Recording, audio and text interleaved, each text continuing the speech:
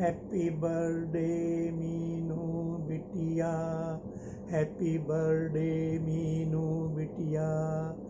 जन्मदिन की बहुत बहुत बधाई हो मीनू बिटिया, बहुत बहुत बधाई, बहुत बहुत बधाई, उन्हें बधाई हो। जियो हजारों साल। Happy birthday, happy birthday. स्वस्थ रहो, मस्त रहो, आनंदित रहो। बहुत बहुत बधाई।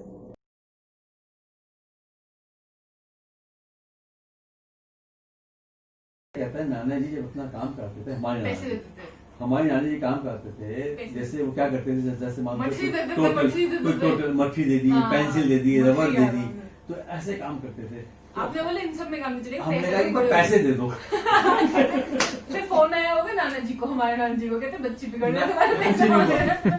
अब वहां पर होगा शाम के टाइम पार्क, जैसे दिल्ली में पार्क होते हैं, तो शाम तक हम लोग यही कहानी करते रहे, यार करें क्या, सारे पैसे खत्म हो गए और अभी बोलेंगे तो ये हो जाएंगे।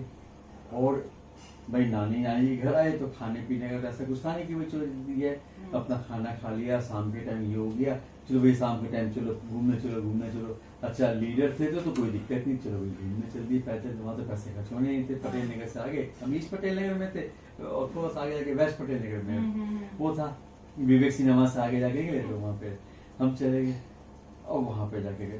अब शाम के टाइम बात किसको नहीं, सबको यही सोचते कि अब कैसे हो गए, सबको तो पैसे खर्च हो गए, अब पैसे कैसे वापस दिए जाए। उस समय 5 पैसे पे लड़ाई होती थी आपस में। समझ सकती हूँ मैं, कई बार तो पिक्चर की टिकट मांगी है ना मम्मी ने, ऐसे कहता मेरे पैसे, आप मुझे वो मत खिलाओ गोलगप्पा, मुझे पिक्चर दिखा दो। कौन सी मौसी थी वो ऐसी जो भारतीय मौसी, हाँ, कहते मुझे पिक्चर दिखा दो, मुझे टिक्की विक्की मत खिलाओ, ऐसा कुछ था। मैं तो पैसे रख लेती थी, क्यों पैसे दे दो, मैंने हाँ, पैसे वही। दे दो, हाँ, कि पैसे दे दो, मैं खाऊंगी नहीं, उसकी फिर पिक्चर हाँ देखते हैं। मुझे पैसे दे दो। फिर क्या हुआ, अगले दिन शाम को अंताक्षरी रखी गई पैसे की। बस आप सब ऐसे स्कीम ऊपर करके बैठे हो। अब सारी कमाई अब होगी। सारी कमाई है। और उस पर मैं फंसाया किसे, नाना जी। ना मामा जी इनको, विनय मामा जी को, क्योंकि उनका काम चल रहा था उस टाइम पे। विनय मामा जी जो है उस समय नए नए सीए बने थे। बस आप बोल रहे थे, उनका काम चल रहा था।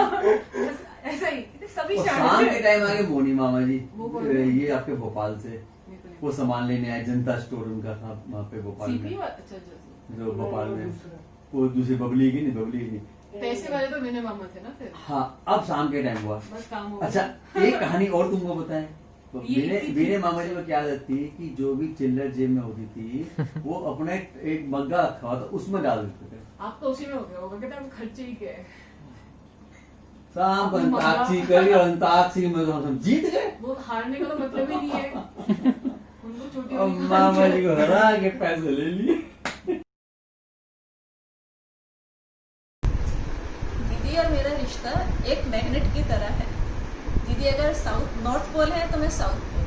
अलग होने के बावजूद ही हम दोनों के बीच में बहुत अट्रैक्शन है।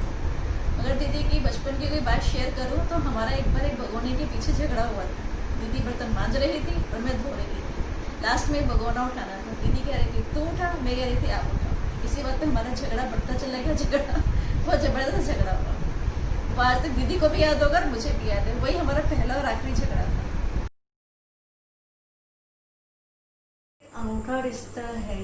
बचपन में दीदी आपके साथ मैं घूमने जाती थी और एक बार की बात है, जब सब लोग पिक्चर देखने जा रहे थे तो मुझे कोई लेके नहीं जा रहा था, तो आपने मुझे, मैं रो रही थी तो आपने मुझे अपने साथ जाने दिया कि स्मिता तू मेरे साथ चल।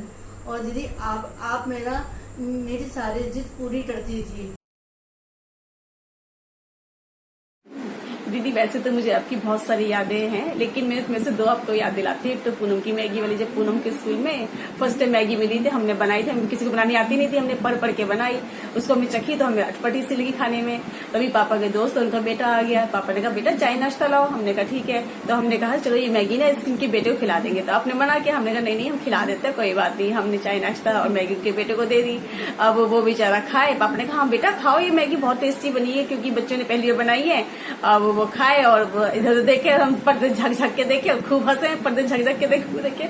और ऐसे दीदी आपको मैं दूसरी वो सुनाती हूँ नीलकंठ वाली कहानी। जब हम नीलकंठ गए थे तो एक स्कूटर पे आप, मैं, मिक्की और जी बैठे हुए थे। अब जी आगे थे और हम लोग सब बैठे हुए थे पीछे। अब ऋषिकेश तो आराम से पहुंच गए। अब नीलकंठ की जैसे ही चढ़ाई शुरू हुई तो फिर हम लोग जैसे जी ने आगे स्कूटर बढ़ाया, हम रुक गए। आप मेरी चुटिया पकड़ के बची बड़ी मुश्किल से फिर हम उठे और फिर हम चलने लगे। ऐसे हम गिरते गिरते आगे तक पहुंचे। आगे पता चला कि रास्ते बंद है, हमें फिर वापस लौट के आना पड़ा। हाय दीदी, जब मैं छोटी थी हम आपके पास सोने के लिए लड़ाई करते थे और हम लोग आपस में मिलके बारी बारी से सोते थे। फिर आपके मैं पैर पकड़ के, नीचे मेरे पैरों के तो सोने का नंबर आता था, मैं आपके पैर पकड़ के सोती थी। फिर उसके बाद एक दिन आप नानी जी के यहाँ सो गई, मैं पूरी रात रोती रही। और दीदी आप हमें स्विट्जरलैंड में टिक्की खिलाने के लिए, घुमाने के लिए लेके आती थी और आर्टिफिशियल ज्वेलरी खूब सारी दिलाती थी। आई लव यू दीदी। पुरानी यादें, दीदी के साथ बहुत सारी हैं पुरानी यादें, लेकिन मैं आपको 2 बताती हूँ। उसमें एक गुस्से वाली यादें हैं और दूसरी प्यार वाली यादें हैं। गुस्से वाली याद तो ये है कि जब मैं छोटी थी और मुझे दीदी पढ़ाती थी स्कूल में और टेस्ट होता था हमारा और नंबर कम आते थे, मैं स्कूल से आती थी, दीदी पूछती थी कितने नंबर आए, कम आते थे, दीदी कहती लाओ हाथ दो, हाथों पे डंडे पड़ते थे। तो ये तो हो गई दीदी के साथ गुस्से वाली याद। अब प्यार वाली याद तो ये है कि दीदी हमेशा, मैं दीदी से कुछ भी मांगती थी ना, दीदी मुझे ला कर देती थी। चाहे मम्मी पापा मना करे लेकिन दीदी मुझे ला कर देती थी। और दीदी हमेशा मुझे अपने साथ घुमाने लेके जाती थी, अपनी फ्रेंड्स के संग लेके जाती थी। तो दीदी के संग ये अच्छी याद। और एक और है, दीदी हमेशा मेरे स्कूल में, जब मैं स्कूल से आती थी ना तो मैं स्कूल के शूज निकालती थी। मैं नहीं निकालती थी शूज दीदी के अपने, दीदी निकालती थी मेरे शूज। मेरे ठाठ थे क्योंकि मैं दीदी की लाडली बहन थी। तो ये कुछ यादें हैं, वैसे और भी बहुत हैं लेकिन मैं आपको सिर्फ यही बताऊं।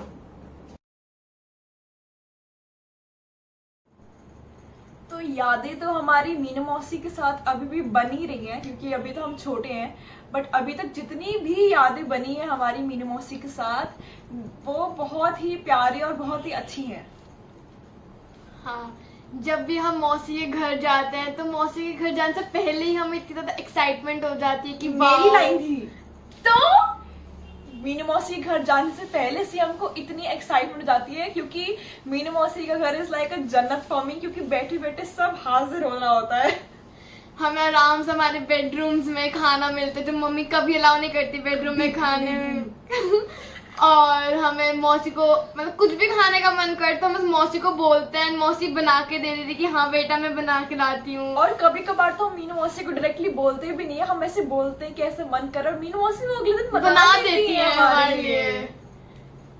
एंड मेरी एक सबसे प्यारी मेमोरी मीनू मौसी के साथ है, जब मैं थोड़ी छोटी थी, मतलब तब तक मैं अडल्ट नहीं बनी थी, तो तब मेरे को सारे कजन्स और ये लोग कुछ छेड़ते थे एंड हमारी लड़ाइयाँ होती थी। तो तब मैं अपनी मीनू मौसी पावर को यूज करती थी और मीनू मौसी किचन से अपना सारा काम छोड़ के मेरे को आके बचाती थी। तो वो बहुत ही प्यारी मेमोरी है। एंड मेरी सबसे प्यारी मेमोरी मौसी के साथ वो थी कि जब मैं थोड़ी छोटी थी एंड जब मैं मौसी के साथ वो ब्लॉक्स, वुडन ब्लॉक्स वाला गेम खेलती थी, जिसमें वो हम लाइन बना के ब्लॉक्स गिराते थे, तो फिर उसमें मीनू मौसी जानबूझ के हारती थी ताकि मैं खुश हो जाऊं। तो हाँ, वो बेस्ट मेमोरीज थी।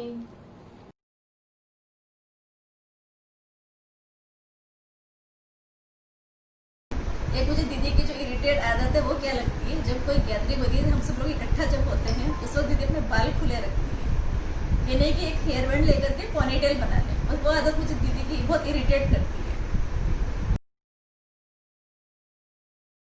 आपकी बस सारी बातें अच्छी लगती है मुझे दीदी, बस आपकी एक बात है कि बस आप मेरी पूरी बात नहीं सुनती हो और एकदम ही गुस्सा हो जाती हो। बस दीदी, बस वैसे दीदी आप हमारी लाखों में एक हैं, करोड़ों में एक।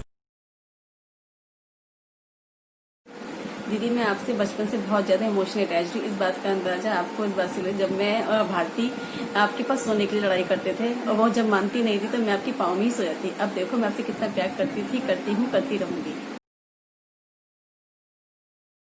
और एक दीदी आपकी एक और अटपटी सी आदत है वो ये कि होठ को काट के जब तक खून नहीं निकल जाए तब तक काटती रहती हूँ, और बीज खूब सारे खाती हूँ, छिलकी यहाँ वहाँ फेंकती हूँ। आई लव यू दीदी, बाय दीदी। और अब इरिटेटिंग, वैसे तो इरिटेटिंग दीदी है ही नहीं, लेकिन इरिटेटिंग अब हो गई है थोड़ी सी। एक दीदी को कपड़े धोने का बहुत शौक है। जब देखो दीदी किचन में खाना बना रहे हैं तो साइड मशीन भी लगी होगी, कपड़े हमेशा उनके धुलते रहते हैं। और दूसरी इरिटेटिंग ये है कि दीदी अपने जैसे सबको भोला ही समझती हैं, जैसे सीधी सादी खुद है ऐसे सबको प्रसन्न भोला समझती हैं। और एक और बात कि दीदी सबको हाथों में खाना खिलाती है, उसे दीदी ने सबकी आदत बिगाड़ रखी है, यहाँ तक कि मेरी भी आदत बिगाड़ी हुई है दीदी ने। तो ये कुछ चीजें इरिटेटिंग होती हैं, बट हम दीदी को फिर भी प्यार करते हैं।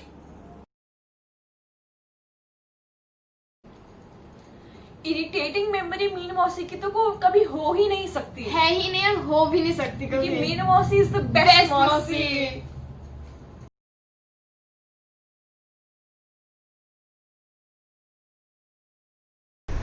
बहुत सारी शुभकामनाओं से दीदी आपको जन्मदिन की बहुत बहुत बधाई।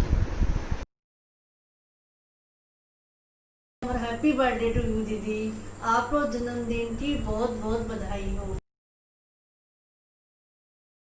जन्मदिन की बहुत बहुत शुभकामनाएं दीदी, आप सदा हंसती रहो, मुस्कुराती रहो और ऐसे ही चहकती रहो। Wish you very very happy birthday दीदी, लव यू।